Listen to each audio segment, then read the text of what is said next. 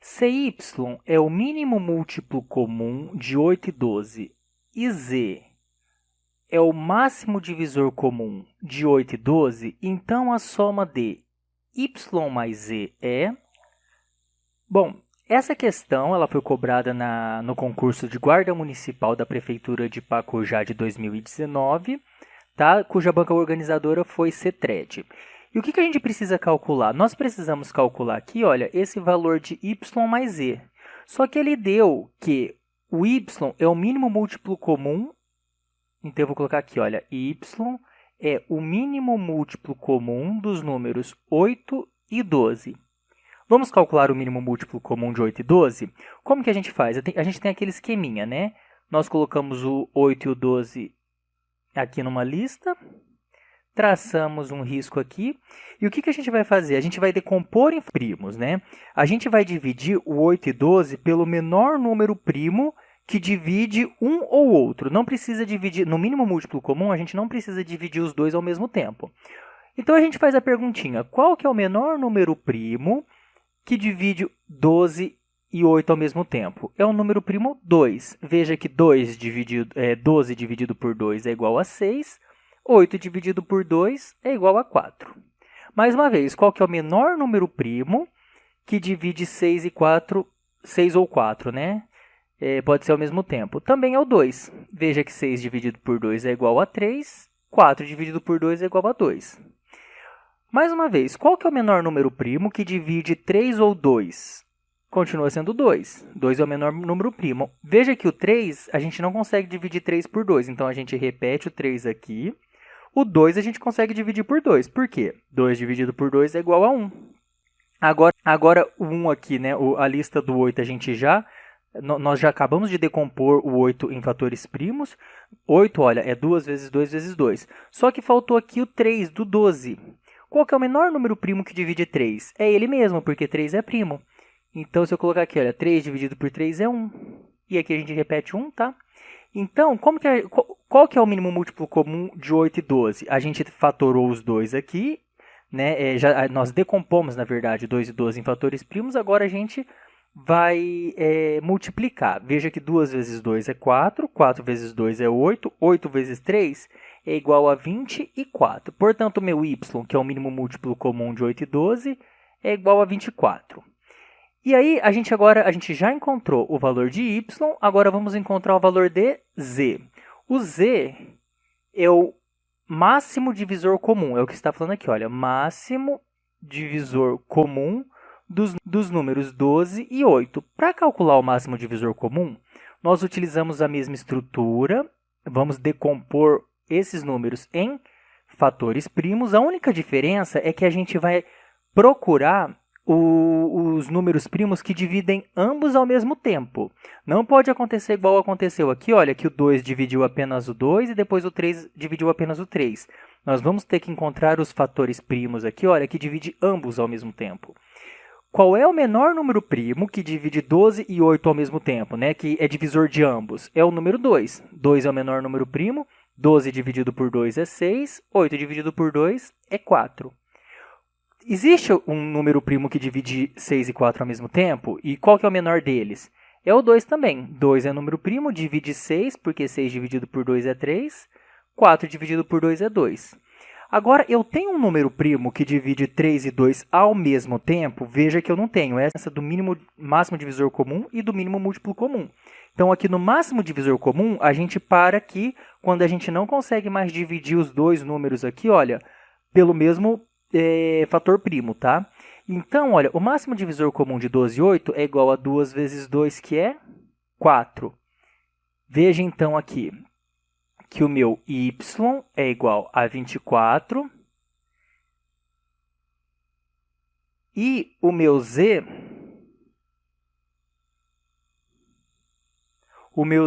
é igual a 4. Agora, a gente já tem condição de responder essa pergunta aqui, olha. Então, a soma de y mais z então, ele quer y mais z. Meu y é 24, meu z é 4, 24 mais 4 é igual a 28. Portanto, y mais z é igual a 20. Vamos resolver agora uma questão que exige conhecimento de proporção do candidato e que foi cobrado no concurso para a Guarda Municipal da Prefeitura de Pacujá de 2019, organizado aqui pela banca CETRED. Vamos lá para o enunciado. No evento, a razão entre o número de mulheres e o de homens é de 14 para 11. A porcentagem de homens na festa é de... Vamos representar matematicamente o que está falando aqui nesse enunciado. Para o número de mulheres, a quantidade de mulheres, nós vamos utilizar a letra M de mulheres, e para a quantidade de homens, nós vamos utilizar a letra H de homens. Então, o que ele está falando aí? A razão entre o número de mulheres e de homens é de 14 para 11, ou seja, a quantidade de mulheres está para a quantidade de homens, assim como 14 está para 11. Essa é a interpretação desse resultado. Então, primeiro, a gente precisa se atentar até aqui em 14 para 11, para depois a gente achar a porcentagem de homens.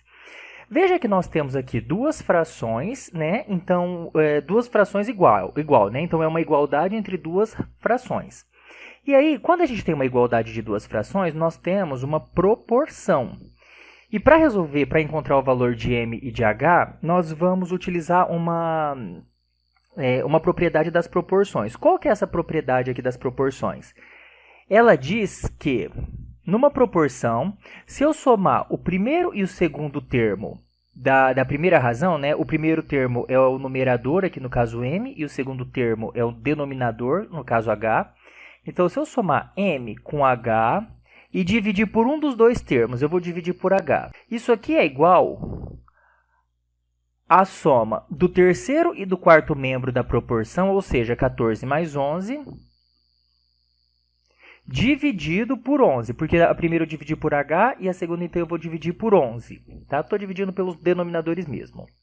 Isso aqui, então, implica que o número de mulheres mais o número de homens dessa festa sobre o número de homens, ou seja, veja que o M mais total de mulheres mais o total de homens é o total de pessoas na festa, né? Porque a festa é composta por homens e mulheres. Isso aqui é igual 14 mais 11 é igual a 25 sobre 11. Então, nós temos essa seguinte relação aqui. M mais H está para H, assim como 25 está para 11. O que a gente pode fazer aqui no caso? Nós podemos trabalhar com o inverso dessas duas questões. Ó, veja que a gente está trabalhando agora com essa expressão aqui, olha. Essa igualdade entre essas duas razões. Em primeiro lugar, o que a gente precisa ter em mente? O que a gente precisa calcular aqui é a porcentagem de homens na festa. Como que a gente calcula a porcentagem de alguma coisa? Sempre a porcentagem de alguma coisa é o total daquela coisa sobre, né, é a quantidade daquela coisa, no caso a quantidade de homens, sobre o total de pessoas na festa. Veja que aqui, olha, eu tenho o inverso, eu tenho mulheres mais homens é igual ao total sobre homens, mas eu quero o inverso. Então, eu posso trabalhar com isso aqui. O que eu faço em um lado de uma igualdade, eu tenho que fazer do outro, né? Então, eu vou trabalhar com o inverso dessas duas frações aqui. Olha, veja que aqui eu tenho M mais H sobre H, eu posso colocar H sobre M mais H. M mais H, no caso, é o total, tá? O total de pessoas que estão na festa. Como eu peguei o inverso dessa fração, essa aqui é outra propriedade, tá, das proporções. Eu vou trabalhar com o inverso dessa aqui. O que eu faço no primeiro membro, eu tenho que fazer no segundo membro. Então, o segundo membro, a princípio, era 25 sobre 11. Como eu peguei o inverso, então eu vou pegar aqui, olha, 11 sobre 25. Bom, agora eu tenho outra proporção, olha. O número de homens está para o total de pessoas, de mulher mais H, assim como 11 está para 25. Então, o número de homens sobre o total Esse é o total. Veja que é exatamente o que eu quero aqui, olha, que é a porcentagem. Aqui eu vou... Essa fração representa a porcentagem, é a parte do todo. Sempre que eu pego a parte e divido pelo total, eu estou pegando a porcentagem dessa parte, tá? Em relação ao total. Então, ó, homens sobre o total, a quantidade de homens sobre o total é igual a 11 sobre 25. Agora eu já posso fazer esse cálculo, tá? Vamos fazer aqui no canto. Quanto que fica 11 dividido por 25? Veja que eu não consigo multiplicar nenhum número por 25 que é igual ou menor que 11. Então, eu vou ter que colocar um zero aqui, vírgula, e aumentar um zero aqui. E aí, o que eu faço? Se eu multiplicar 4 vezes 25, eu vou obter 100. 110 menos 100, aqui é menos, né? Eu obtenho 10. Eu quero continuar o cálculo, eu vou colocar mais um zero aqui. Que número que eu multiplico por 25 dá 4 de novo? 4 vezes 5 dá 100. 100 menos 100 é igual a zero. Veja que o cálculo deu exato. Então, olha, o número de homens sobre o total de pessoas na festa é igual a 0,44. Tá? Isso aqui é a representação decimal. Para representar decimal em porcentagem, eu vou ter que fazer a divisão por 100. Então, 44 centésimos é 44 sobre 100. 44 centésimos. 44 sobre 100 é 44 por cento. Mais uma vez, 44 sobre 100 ou 44 por 100 é igual a 44 por cento. Portanto, olha, a porcentagem de homens na festa é de 44% aqui, olha, o que torna a nossa alternativa B de bola o gabarito dessa questão. Determine a porcentagem 14,8% de 210. Como que nós vamos fazer esse cálculo de porcentagem que foi cobrado aqui no concurso para guarda municipal da Prefeitura de Pacujá de 2019, da Banca Cetred? Veja bem, quando a gente tem 14,8% de 210, a gente pode representar essa informação aqui de uma forma mais matemática. 14,8%, o que vem a ser o símbolo de porcentagem? É 14, a gente representa como sendo 14,8 sobre 100. Toda porcentagem é uma fração centesimal. E quando eu falo que eu quero calcular uma porcentagem de determinada quantidade, eu estou multiplicando essa fração por essa quantidade, por esse número. Então, é 14,8 centésimos vezes 210. Bom, temos aqui uma fração que a gente está multiplicando por um número. Veja que esse número, 210, é 210 inteiros, então a gente pode representar como sendo 210 sobre 1. Tá? E o que a gente pode fazer a partir disso? Quando a gente tem multiplicação de duas frações, eu multiplico o numerador com o numerador e o denominador com o denominador. Vamos lá? Então, o que a gente tem aqui como resultado? 14,8 vezes 210 dividido por 100 vezes 1 é igual a 100. Perceba que aqui a gente pode fazer esse produto, né? Calcular esse produto, 408 vezes 210, e depois dividir por 100, que é indiferente. Só que vamos simplificar aqui, olha. A gente tem um zero aqui do 100, que a gente pode cortar com um zero aqui do 210. O outro zero aqui desse 10, eu vou deslocar a vírgula do 14,8 e vou colocar a vírgula aqui, olha, entre 1 e o 4, porque eu vou dividir agora, nesse caso eu estou dividindo 14,8 por 10, então fica 1,48. Então, na verdade, a minha multiplicação vai restar 1,48 vezes 21. Talvez fique mais fácil assim no momento de prova, tá? Então, quanto fica 1,48 vezes 21? Basta fazer a multiplicação, eu vou fazer aqui embaixo. Vou até trocar de cor. Veja que fica assim, 1,48 vezes 21. Na multiplicação, a gente não precisa se preocupar inicialmente com a vírgula, tá? É como se a gente estivesse calculando 140 vezes 41, vezes 21. E vamos seguir em frente com a multiplicação. 1 que multiplica 148 é 148 mesmo, tá? Aqui embaixo do 8 a gente costuma colocar o sinal de mais ou zero. E agora a gente vai multiplicar 2 por 148. 2 vezes 8 dá 16, subiu 1. 2 vezes 4 dá 8, 8 mais 1, 9. 2 vezes 1 dá 2. Agora, o que a gente faz? A gente soma essas duas parcelas, tá? 8 mais 1 é igual a 8. 4 mais 6 é igual a 10. Subiu 1 aqui. 1 mais 1, 2. 2 mais 9, 11. 1 aqui e subiu 1. 1 mais 2 é igual a 3. Agora sim, a gente vai contar o número de casas decimais baseado no número de vírgulas que a gente tem aqui na multiplicação. Aliás, com as casas decimais aqui, né, nos fatores. Veja, olha, que a gente tem aqui duas casas decimais, né? 48 são duas casas decimais. Então, eu vou ter que ter aqui também na resposta duas casas decimais. Então, a resposta ficou dessa forma aqui. Ficou 31,08, porque eu tenho duas casas decimais.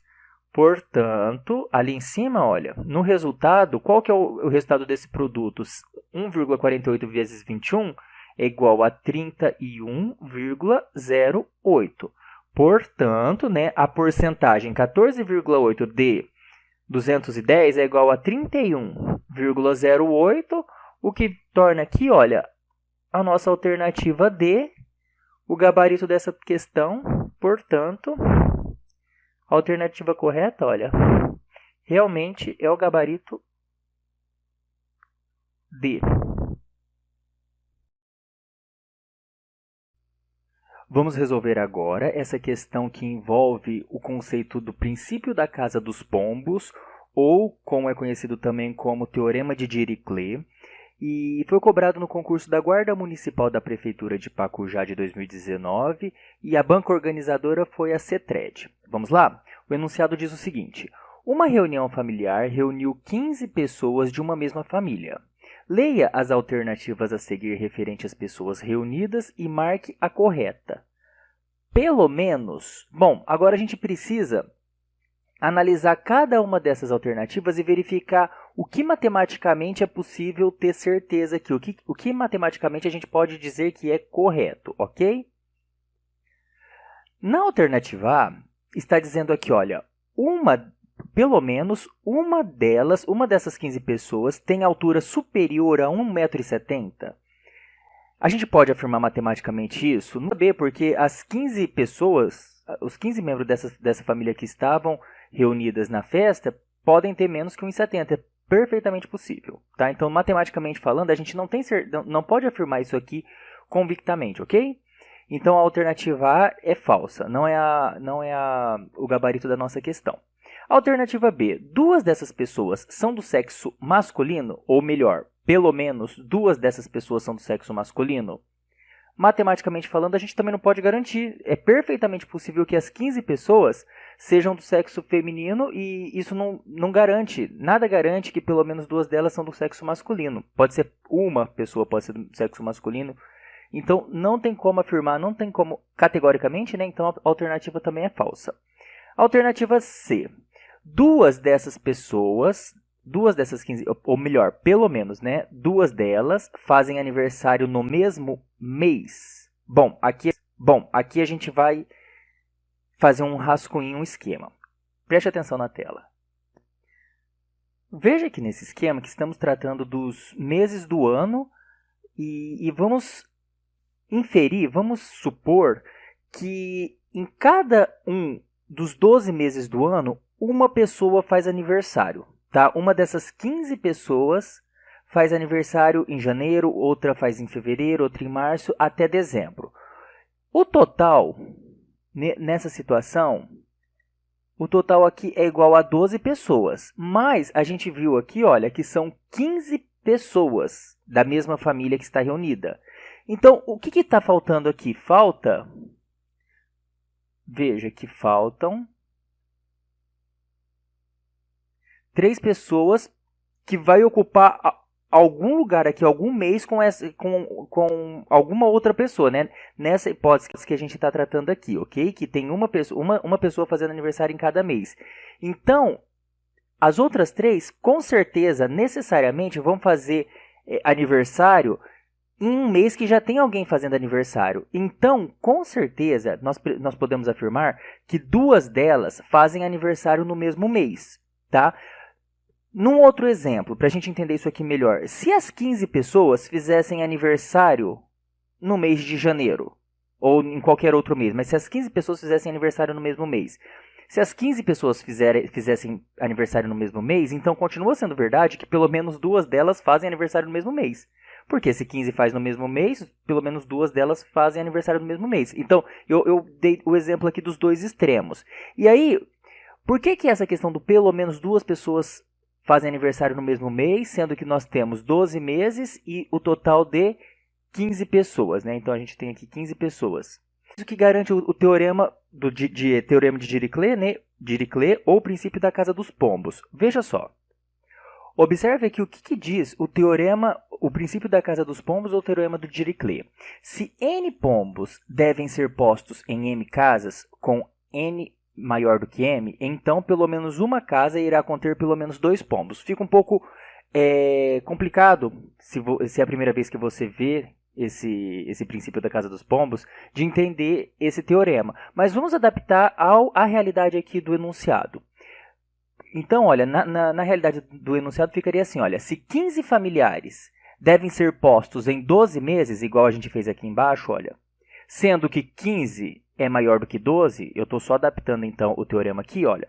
Então, veja só, pelo menos, olha que essa palavra aqui é muito importante, é assim que sai que é cobrado nos concursos públicos, tá? Então, olha, pelo menos, nessa circunstância, pelo menos em um mês, irá conter pelo menos 2 familiares.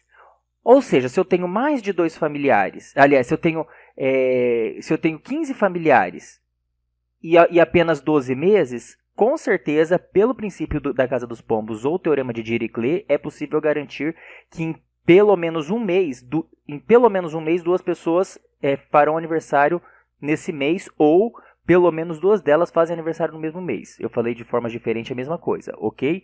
Portanto, a alternativa correta de fato é essa alternativa C, e quem garante isso é o princípio da casa dos pombos, que eu acabei de explicar. É importante entender esse teorema e adaptar ele em alguns enunciados para que fique bem fixo, porque esse princípio da casa dos pombos despenca em concurso público e muitos candidatos acabam caindo, né, errando esse tipo de questão que se no entendimento, numa análise assim, depois que entendeu esse teorema, fica fácil acertar, tá? E vamos ver qual que é o erro aqui das outras alternativas. Acompanha comigo. Pelo menos uma delas nasceu em dia ímpar. Essa afirmação a gente também não pode encaixar aqui no teorema no princípio da casa dos pombos, porque a gente pode pensar assim, olha, todas elas podem ter nascido em dias pares, todas elas nasceram no dia 2, ou todas elas nasceram no dia 10, ou separadamente, né, distribuída ao longo do mês inteiro, mas só em dias pares. Então, assim, a gente não pode matematicamente garantir que pelo menos 2 delas nasceu em dia ímpar, então aqui também é falso. E, finalmente, olha, a letra E. Pelo menos 2 delas nasceram em janeiro ou fevereiro? Absolutamente, a gente não pode afirmar isso também. Pode ser que nenhuma delas nasceu em janeiro e fevereiro e as outras 15 está distribuída aqui entre março e dezembro. Ok? Então, só para reafirmar, a alternativa correta e o gabarito é a alternativa C, e quem garante isso para a gente é o princípio da casa dos pombos ou o teorema de Dirichlet. Para pintar uma parede com 55 metros quadrados de área, um pintor gastou 5 litros de tinta. Se tivesse pintado apenas 22 metros quadrados, quantos litros de tinta teria gasto?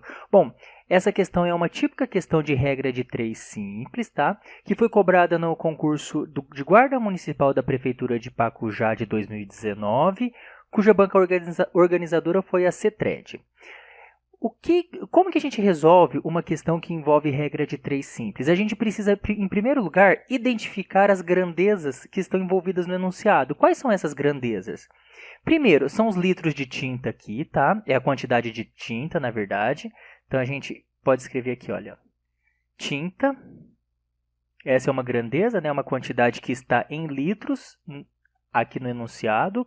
Ok? E qual que é a outra grandeza envolvida nesse enunciado? É a área que vai ser pintada, né? Então, a gente vai colocar aqui a área da parede, que está em metros quadrados. É importante a gente sinalizar aqui qual é a unidade de medida usada para quantificar cada uma das grandezas, ok? Bom, agora que a gente já identificou as duas grandezas, vamos preencher aqui esse esquema. E para isso a gente vai ter que ler de novo. Olha, para pintar uma parede de 55 metros quadrados de área, quanto que ele gastou? Quanto que o pintor gastou? Um pintor gastou 5 litros de tinta. Então, 55 metros quadrados de área vai 5 litros de tinta. Se tivesse pintado 22 metros quadrados, então, se ele tivesse pintado 22 metros quadrados, quantos litros de tinta ele teria gasto? E aí, o que a gente vai fazer agora? Nós já montamos aqui o esquema para resolver. O que falta agora é analisar, é verificar se as grandezas, quantidade de tinta e quantidade, né, de área, a área que vai ser coberta por tinta, são grandezas direta ou inversamente proporcionais. E como que a gente faz isso? Olha, a gente pergunta aqui, se eu diminuir a quantidade de parede, veja que está diminuindo a área, né? Então, se eu diminuir a quantidade de parede que vai ser pintada, eu diminuo ou aumento a quantidade de tinta necessária? Eu diminuo, né, gente? Porque assim, se eu estou pintando menos parede, eu vou precisar de menos tinta. Então, veja que as duas flechinhas, elas apontam para a mesma direção. Isso quer dizer que as duas grandezas são diretamente proporcionais. Essas flechinhas é só para a gente não esquecer, tá? O importante é, quando a gente diminui a quantidade de uma grandeza, a outra também diminui, então são grandezas diretamente proporcionais. O mesmo aconteceria se eu aumentasse a área da parede, né, a quantidade de parede que eu fosse pintar, eu teria que aumentar também a quantidade de tinta. Enfim, grandezas diretamente proporcionais aumentam com a outra ou diminuem com a outra. É o que acontece aqui. Então, como a gente sabe que são grandezas diretamente proporcionais, a gente já pode montar aqui a nossa proporção. 5 está para x, assim como 55 está para 22. E aí, eu tenho uma proporção. O que a gente faz quando a gente tem uma proporção? A gente pode multiplicar em cruz, certo? Em toda proporção. Uma proporção é uma igualdade entre duas razões. Quando eu tenho uma igualdade entre duas razões, eu posso multiplicar os meios, que isso vai ser igual, multiplicar no caso aqui os meios, que isso aqui vai ser igual ao produto dos extremos aqui, tá? Então, como que fica aí? Eu tenho x que multiplica 55 é igual a 55 vezes x. Isso aqui é igual a 5 que multiplica 22. Eu poderia colocar aqui 110, mas eu vou colocar assim mesmo, olha, que fica mais fácil simplificar depois, tá? 5 vezes 5 que multiplica 22. Aliás, a gente já poderia ter simplificado 55 com 22 aqui. Vamos fazer isso? Porque vai ficar bem mais prático ainda. Se eu dividir por 11, ó, por 11, 55 dividido por 11, aqui dá 5. 22 dividido por 11, aqui dá 2. Então, olha, o que eu posso fazer? Eu apaguei aqui, que eu vou fazer de novo a multiplicação. Olha, x que multiplica 5 é igual a 5x. Isso aqui é igual a 5 que multiplica 2 é igual a 10. Portanto, eu vou isolar o x no primeiro membro. O 5 que está multiplicando x no primeiro membro, esse 5 vai passar para o segundo membro, dividindo 10. Então, fica 10 sobre 5. Isso aqui implica que x é igual. 10 dividido por 5 é igual a 2. 2 o quê? 2 litros, né? Porque a gente está calculando aqui a quantidade de tinta em litros. 2 litros. Portanto, olha, se esse pintor tivesse pintado apenas 22 metros quadrados da parede, ele teria gasto 2 litros de tinta. Aqui, então, x é igual a 2 litros de tinta. Portanto, a alternativa correta e o gabarito da questão é a alternativa. Qual o diâmetro de uma circunferência cuja soma do raio com o diâmetro é igual a 37,5 centímetros? Bom, essa questão que envolve o conceito de circunferência, diâmetro e raio foi cobrado no concurso de guarda municipal da Prefeitura de Pacujá de 2019, cuja banca organizadora foi a CETRED. Vamos trazer aqui uma figura de uma circunferência para a gente relembrar o que são esses elementos raio e diâmetro, para a gente recordar. Observe na tela. Veja que essa figura aqui representa uma circunferência. O diâmetro é um segmento de reta que vai de uma ponta a outra aqui da circunferência, tá? Só que ele passa aqui pelo centro da circunferência. Esse ponto aqui no meio é o centro da circunferência. O raio também é um segmento de reta, só que vai do centro da circunferência até um ponto qualquer da circunferência. E qual que é a relação que a gente tem? Que o diâmetro, olha, a medida do diâmetro, a gente pode escrever que a medida do diâmetro, o diâmetro mede 2 vezes a medida do raio. É evidente, né? O diâmetro é uma parte aqui do raio, essa outra parte aqui também é a medida do raio, tá? Então, o diâmetro é 2 vezes a medida do raio. E qual que é a informação que o enunciado está trazendo aqui para a gente? Olha, a soma do raio com o diâmetro é igual a 37,5 centímetros. Então, ele está falando que a soma do raio com o diâmetro é igual a 37,5 centímetros. Veja que a gente caiu aqui, olha, num sistema de equações do primeiro grau, tá? Eu vou fazer o quê? Eu vou substituir esse D aqui, olha, eu vou até destacar. Eu tenho que D, que o valor do diâmetro é 2 vezes o valor do raio. Eu vou substituir esse D por essa expressão. Eu vou trocar esse D por 2 raios, tá? E vai ficar assim, então. Então, pegando essa equação, eu tenho que raio mais o diâmetro, só que o diâmetro é igual a 2 raios, ó, por isso que eu vou substituir aqui. Então, raio mais 2 vezes o raio é igual a 37,5 centímetros. Raio mais 2 raios é igual a 3 raios, que é igual a 37,5 centímetros.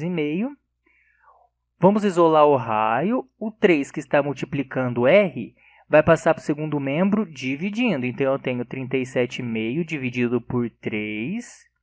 Quanto que dá isso aqui? Vamos fazer aqui, olha, 37,5 dividido por 3. O que a gente costuma fazer? Tem uma casa decimal depois da vírgula aqui, né, no dividendo. O divisor também vai ter uma casa e aí a gente corta a vírgula. Então, eu tenho aqui, olha, 37, né? Que número que eu multiplico por 30 que chega perto do 37? É 1. 1 vezes 30 é 30. 30 menos 37 é 7. Aí eu baixo 5 aqui. Se eu multiplicar 2 por 30, eu obtenho 60. 75 menos 60 é igual a 15. Aí eu quero continuar aqui a divisão, eu vou colocar 0.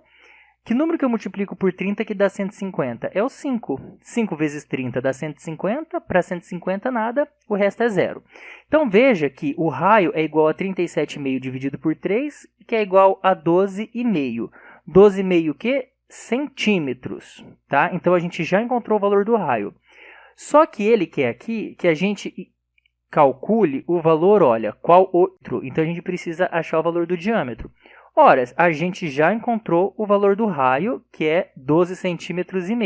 Vamos substituir aqui nessa primeira equação para achar o valor do diâmetro. A gente sabe que o diâmetro é 2 vezes o raio, só que o raio é 12,5 centímetros. Portanto, o diâmetro é esse produto aqui. Olha, quanto que é 2 vezes 12,5? Ora, 2 vezes 12,5 é igual a 25. 25 o quê? Centímetros, porque a gente está tratando de centímetro. Portanto, o diâmetro mede 25 centímetros, o que torna a nossa alternativa C o gabarito dessa questão. Vamos resolver agora essa questão que envolve o conceito de união e intersecção de conjuntos. Essa questão foi cobrada no concurso para a Guarda Municipal da Prefeitura de Pacujá, de 2019, cuja banca organizadora foi a CETRED. Vamos lá? O enunciado diz o seguinte: um conjunto A é formado pelas letras da palavra professor. Um conjunto B é formado pelas letras da palavra salário. O número de letras do conjunto formado pela união desses dois conjuntos é igual a... Para ficar mais fácil a interpretação desse enunciado, vamos fazer um diagrama, lógico, um diagrama de Venn que a gente fala, para representar tanto o conjunto A, que é formado pelas letras da palavra professor, quanto o conjunto B, formado pelas letras da palavra salário. Vamos lá? Bom, então a gente tem aqui esse círculo azul que a gente vai representar o conjunto A formado pelas letras da palavra professor. Lembrando que a gente não precisa repetir aqui dentro do conjunto as letras, por exemplo, 2 vezes a letra S, 2 vezes a letra O, porque a gente representa uma vez só, tá? Então, olha, o P faz parte do conjunto A, o R faz parte do conjunto A letra O também, a letra F, a letra E, a letra S, a letra O eu já estou colocando aqui que faz parte, e a letra R também. Então, veja que o conjunto A é formado por essas 6 letras. Embora a palavra professor tenha mais do que 6 letras, né? Porque temos, no caso, o S é repetido, o O é repetido e o R é repetido, né? E agora, esse círculo verde aqui representa o conjunto B formado pelas letras da palavra salário. Mais uma vez, a gente não precisa repetir as letras. Olha, o S faz parte desse conjunto, o A, o L, o A eu já coloquei aqui, o R também, o I e o O. Também temos 6 letras aqui na palavra salário. Agora, a gente precisa só tomar cuidado, porque ele está pedindo aqui no enunciado quantas letras é formada pela união desses dois conjuntos, tá? E veja que a gente não precisa e não pode contar 2 vezes a mesma letra.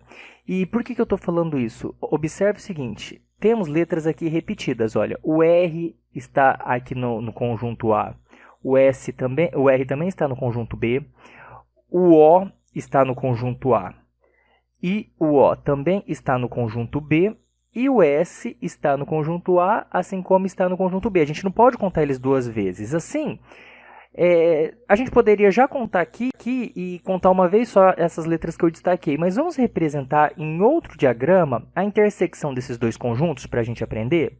Observe na tela. Veja que assim a gente representa os dois conjuntos, o conjunto A aqui e o conjunto B, aqui do outro lado, em verde, né? As letras que só pertencem à palavra professor, a gente coloca nessa região, olha, o P, o F e o E, pertence ao conjunto A, né? Está na palavra professor, mas não está no conjunto B, não está na palavra salário. As letras destacadas estão em ambos os conjuntos, por isso que fica nessa região, olha, o R, o O e o S. E finalmente, aqui nessa região aqui, nós vamos colocar só as letras que pertencem ao conjunto B, ou seja, que estão na palavra salário, mas não estão no conjunto A, não estão na palavra professor. Quais são essas letras? O A, o L e o I. Pronto. A união são todas essas letras. Veja que agora a gente não está repetindo, né, as letras que estão em ambos os conjuntos. E para a gente já pode contar a união. Então, a união desses dois conjuntos possui 1, 2, 3, 4, 5, 6, 7, 8, 9 elementos, tá? E aí a gente também pode representar a união enumerando, tá? A gente pode colocar o P, o F, o E, o R, o O, o S, o A, o L e o I. Veja que a gente não repetiu nenhuma letra. E se você contar aqui, olha, são as 9 letras que pertencem à união desses dois conjuntos. Portanto, a alternativa correta é a alternativa A. O conjunto formado pela união desses dois, o número de letras do conjunto formado pela união desses dois conjuntos é igual a 9 letras.